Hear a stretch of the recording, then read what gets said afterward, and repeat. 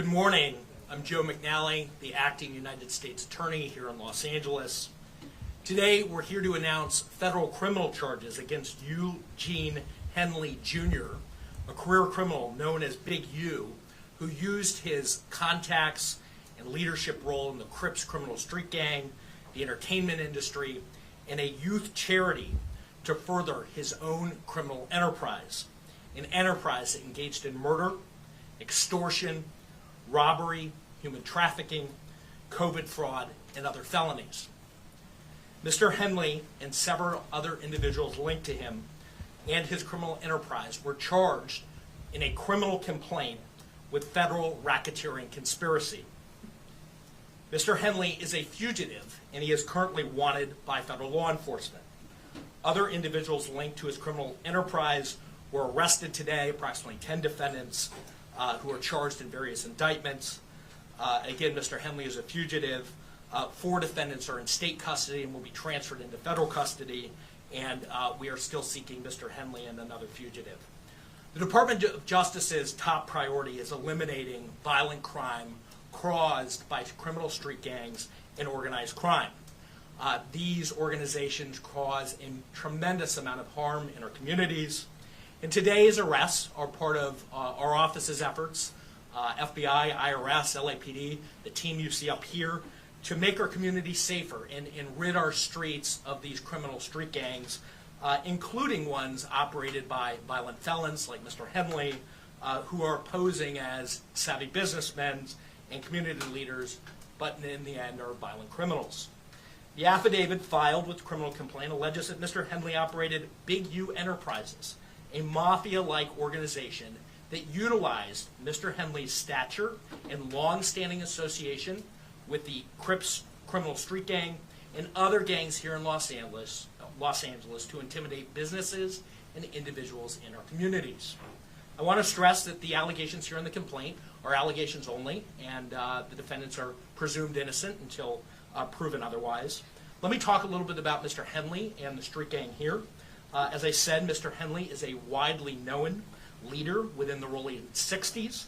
He rose to prominence in that gang decades ago, and he has since been a fixture on the internet, talk shows, and podcasts, all things that law enforcement have looked at closely as part of this investigation.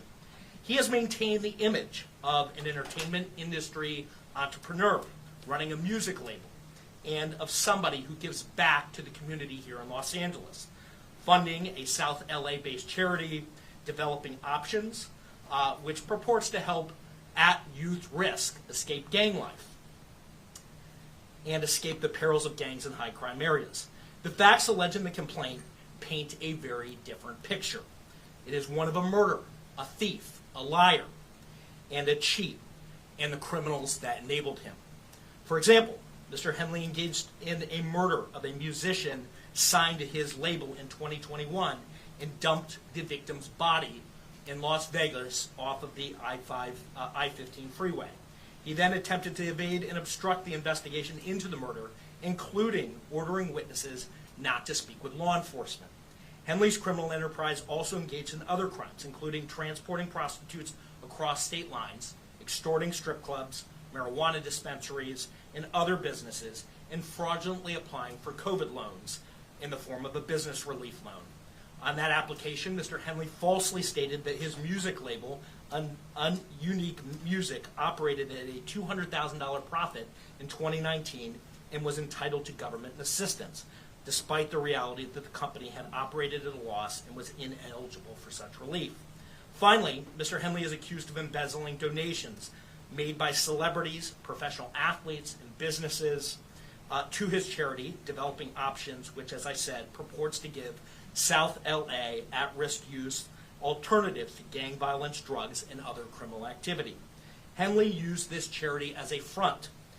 He used it to conceal his fraudulent activities, his criminal enterprises activities, and evade detection from law enforcement. If convicted on the racketeering conspiracy, he and his co-conspirators face approximately a 20-year federal prison sentence. I want to thank our federal law enforcement partners, our state law enforcement partners who brought about the result here today. The Los Angeles Metropolitan Gang Task Force from the FBI is comprised of FBI agents, LAPD officers, IRS Criminal Investigation, the U.S. Department of Justice Inspector General's Office, Los Angeles Police Department, the North Las Vegas Police Department. This case is a great example of state and federal law enforcement working together to address harm from a criminal enterprise. I also want to thank our prosecutors, Assistant U.S. Attorneys Kevin Butler and Jenna McCabe, for their diligence and dogged determination in this case. With that, I'll turn it over to our next speaker, FBI Special Agent in Charge, Ted Dox. Thank you, Joe. Absolutely. My name is Ted Dox, Special Agent in Charge of FBI Los Angeles' Criminal Division. These operations are truly a team effort, and I would like to recognize those partnerships. If not for their commitment, dedication, and follow-through, we would not be here today. First, I'd like to thank LAPD, IRS Criminal Investigations, and the U.S. Attorney's Office for working collaboratively for the past 4 years, in this case with FBI Los Angeles Metropolitan Task Force on violent gangs. I'd also like to thank the U.S. Marshal Service for their assistance today, and many departments in California, Arizona, Nevada, and the North Las Vegas Police Department. Now, this morning, hundreds of agents and officers, including multiple SWAT teams, executed multiple arrest warrants for many of the 19 defendants charged in this case. Search warrants were executed at 6 locations. Those searches continue to be underway. 4 of the 19 defendants were already in custody, and 10 defendants were taken into custody in the last 24 hours. And while we're still seeking the whereabouts of 5 individuals, 3 of whom we believe we will have in custody shortly, 2 defendants are considered fugitives. They are Eugene Henley Jr., also known as Big U, and Brian Mejia. We will provide their photographs to the media following this announcement. Anyone with information as to their whereabouts should not take action on their own, but contact the FBI. You can reach us by calling 1-800-CALL-FBI. During this investigation, we recovered 49 weapons, 5 pounds of methamphetamines, 10,000 fentanyl pills, and large amounts of cash. The Rolling 16 Crips have been around for decades, and by some estimates are among the largest gangs in the country, with factions in multiple states. Mr. Henley has been a known member of the Rolling 60s Crips since the 1980s, where he established his reputation and earned standing with fellow gang members.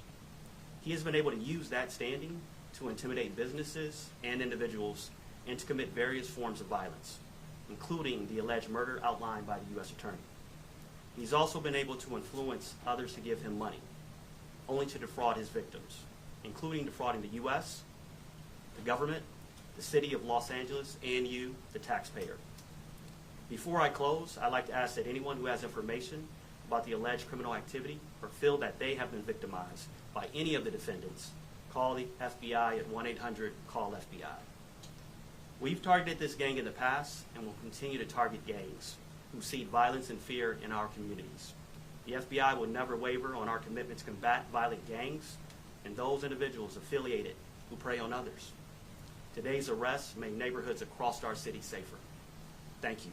And with that, I'll turn it over to IRS SAC Tyler Hatcher. Good morning. Again, I'm Tyler Hatcher. I'm the Special Agent in Charge of IRS Criminal Investigation here in Los Angeles. Today's arrests are the result of outstanding investigative work by law enforcement partners from LAPD, U.S. Attorney's Office, the FBI, and my office, who've worked tirelessly to find the evidence necessary to charge those who are alleged to bring harm to our communities, as you've heard previously. The Rico charges against Mr. Henley and his associates reflect a pattern of crimes that runs the gambit from extortion to robbery to murder to tax fraud and to human trafficking, all under the umbrella of a well-organized criminal organization led by Mr. Henley. Additionally, Mr. Henley duped the County of Los Angeles by running a nonprofit named Developing Options, which was set up to pull youth out of the gang life and promote anti-gang solutions. Yet Mr. Henley continued to personally orchestrate violent gang activity that impact our communities. Donors trust that their donations will be used in a manner that's consistent with what the charity was set up to do and applied as intended. In this case, it was for the benefit of at-risk youth. Financial transactions leave a trail, and IRS criminal investigation special agents are the best at following that trail. The trails allegedly lead to Mr. Henley's personal bank account, and the money trail doesn't lie. Organized crime victimizes our Los Angeles communities far too frequently, but the arrests made today demonstrate our commitment to making Los Angeles safer for everyone impacted by these criminal enterprises. IRSCI is proud to partner with our federal and state and local law enforcement partners to make our communities safer and to protect from these violent acts. And on that, I'll turn it over to the Chief. Thank you, and thank you all for being here today. I'll keep my comments brief. From day one, the Los Angeles Police Department's been proud to stand shoulder to shoulder with the FBI and our partners here today in this critical investigation. The invaluable expertise provided by Operation South Bureau FBI Task Force on the Rolling 60s criminal street gang has played a pivotal role in securing these 19 federal indictments laid out this morning. It's a major step forward in our ongoing fight against gang violence and brings hope and relief to a community that for too long has endured far too much. Together we will continue to protect and serve, working tirelessly to ensure safety in all of our neighborhoods. I'll return the U.S. Attorney, Joe McNally, for any questions follow-up. We'll take any questions. So Henley is still on the loose? He is. Do you expect to snag him today, or is this something where he's gone? Yeah, I think all I can say is that look, he is the leader here, and we're looking for him and trying to find him. He's a fugitive at this point, and we're using resources to try to track him down. When were all the other arrests made? The arrests were made this morning, early this morning. And that's of the more than this whole group here that's in custody, or? So there were a number of arrests, I think roughly 10 this morning, and then there are other individuals who were in state custody that are being transferred into federal custody. But approximately 10 arrests were made this morning. I think you mentioned it earlier, but what kind of penalties or time in prison are these people? So a federal racketeering conspiracy complaint that's charged here, 1962D, covers up to 20 years in federal prison. The next stage here would be that Mr. Henley and others would be indicted by a grand jury, and the penalties at that point could range and include higher penalties. So at this point, he's charged in a criminal complaint. Is he charged with murder too as well? He's charged in a Rico conspiracy, and part of that Rico conspiracy, one of the predicate acts is the murder that is described in the complaint. He has not yet charged in an indictment with substantive murder. You mentioned the taxpayers were defrauded. Can you tell us how much taxpayer dollars he obtained from what city leader or official? And what does this mean for groups that are working on anti-gang efforts and trying to get donations from celebrities or youth? Sure. So I think just to kind of go back, Mr. Henley and the allegations are here, operated a criminal enterprise. He used his status in LA as a gang member, somebody who was known as an enforcer, in order to execute the crimes that are described in the criminal complaint. As part of that, and to get to your question, he also had this charity and held himself out there to be somebody who was committed to reducing gang violence, committed to supporting youth in the city. As part of that, he received grants from government agencies to do that work. And as we describe in the criminal complaint, he used that goodwill to benefit himself. He diverted money from that charity and lined his own pockets with it, and that money was ultimately traced, and that we can show that he used it for personal purposes. So there was an embezzlement angle to this, to the criminal enterprise, where hundreds of thousands of dollars were siphoned off that should have gone to charitable purposes, gang reduction, gang intervention.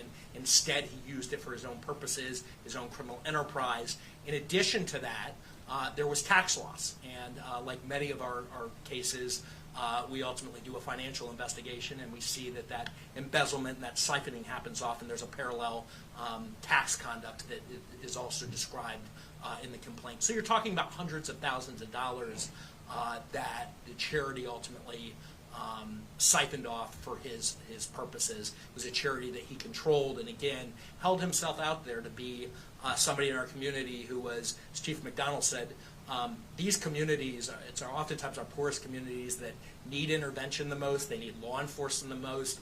He held himself out as somebody who was part of that team trying to improve South Los Angeles. And the facts in the indictment and the wiretap calls that we intercepted as part of the investigation that are described in the complaint, not the indictment, the complaint, describe that contradiction.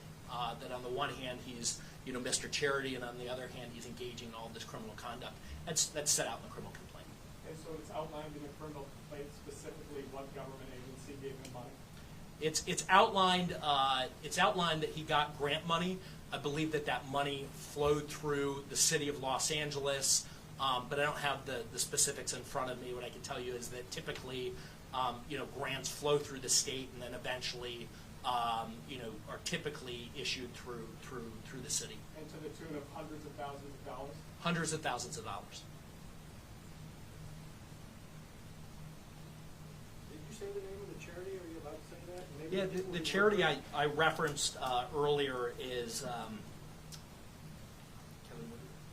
Developing Options. Developing Options.